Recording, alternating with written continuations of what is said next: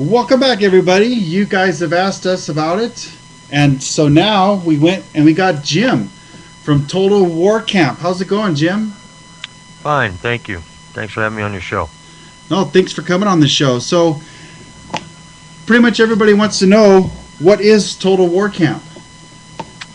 Well, Total War Camp is a 5-day, 4-night paintball experience where we try to give you the most realistic encounter you could probably have of going to war without actually being in war. And been working on it for about 3 years, not non-stop obviously, but we've been spent a lot of time doing all the research, trying to find the right place to hold the events, trying to get just the right gear. Basically, it's been a lot of hard work. We decided to run it this year because of all the hype about the 30-year anniversary of paintball. People saying that paintball is dying. To me, if you ask me, this sport isn't dying. It just needs something to punch it in the gut to get it going again, and we believe we've got just the right thing for it.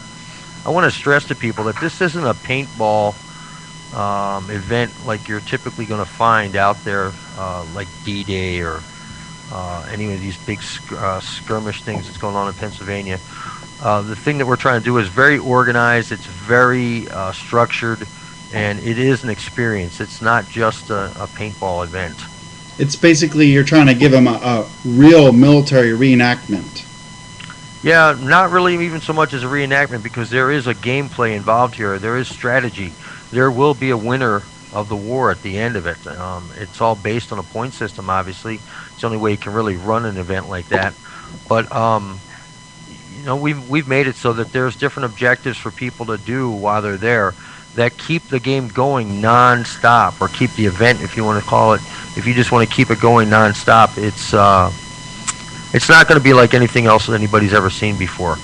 You don't have to have a bunch of guys running around with paintball guns shooting at each other to have a good event or to have a good simulated war experience. And I'll give you an example. One of the scenarios that we've got going on is going to be where we've got the whole town laid out with people that have been injured, basically mannequins. And one of the objectives is to see which one of the two armies can gather up the most civilians and bring them back to safety. There's not a whole lot of shooting that goes on during something like that, because one of the things we're trying not to do is get the civilians hurt. So basically, it's a little bit of strategy involved. You got to actually plan and basically it's kind of real. You can't go in and shooting all the civilians, because then you're gonna lose. And you guys can check out the website while we're talking, www.totalwarcamp.com. And you're going to update this website pretty soon, right? Yeah, well, someone's offered, as a matter of fact, his name is Kyle, has offered to give us a more, I guess I would say, user-friendly web page, because the one we've got is a little bit disorienting for people. It's long, and a lot of people don't even make it down to the bottom of the page, where most of the information leads them to someplace else.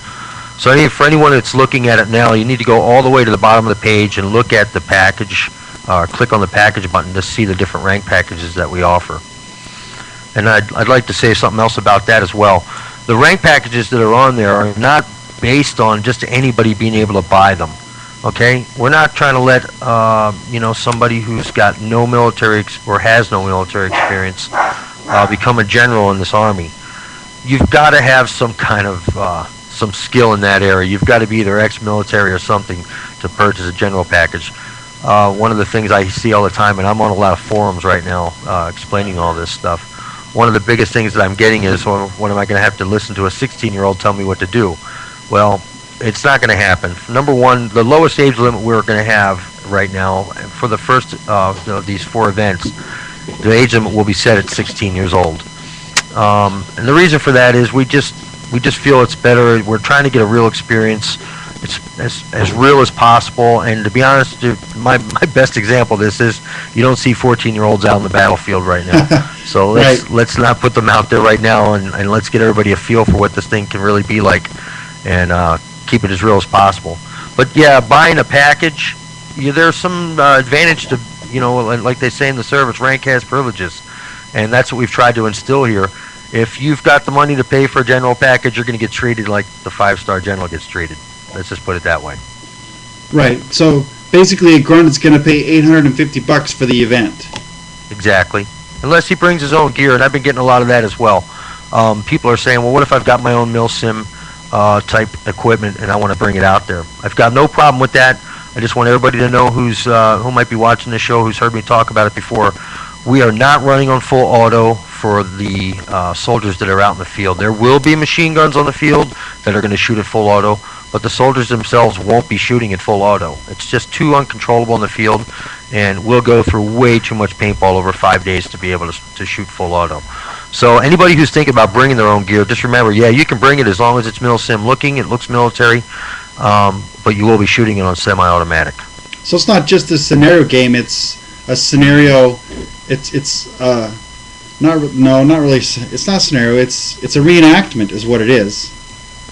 If you want to call it a reenactment, it can fall in that category, it can fall in a scenario category, but it's a strategic, you know what it's like? It's like a first-person shooter game of Call of Duty, okay? Nice. It's like a multiplayer Call of Duty, only the difference is it's really structured and it's live. You're going to have to, like guys are asking me, okay, I've said on my site, or I've said it on the forums a few times, that you're going to have to stand watch. You know, there's going to be a guard posted on at these bases at night. And they say, well, why? Are we going to get attacked at night? Yeah. I don't know. Are you? Exactly. Are you going to keep your supply of ammo unguarded while somebody's trying to snatch up your stuff? Because it's going to happen. We're leaving it open to the generals how they decide to play their wars. You know, do they want to be sneaky and try to steal ammo? Do they want to be sneaky and try to steal plans? You know, there's a lot of things up for grabs. We're using a gold bar system, so that's going to make it a little bit interesting. And we're also offering a Black Ops group. The home group at Battlefront, that's ARC troopers, are going to be our referees, and they're going to also act as the black market mercenaries for us. And they're just going to go around raising hell. So Battlefront is where the event is going to take place, right? Yes, they're in Hubbard, Ohio. So let's take Best field in the world. Let's take a look. There's a quick little commercial. Let's take a look at that really quick. We'll show everyone what the field's about. We'll be right back.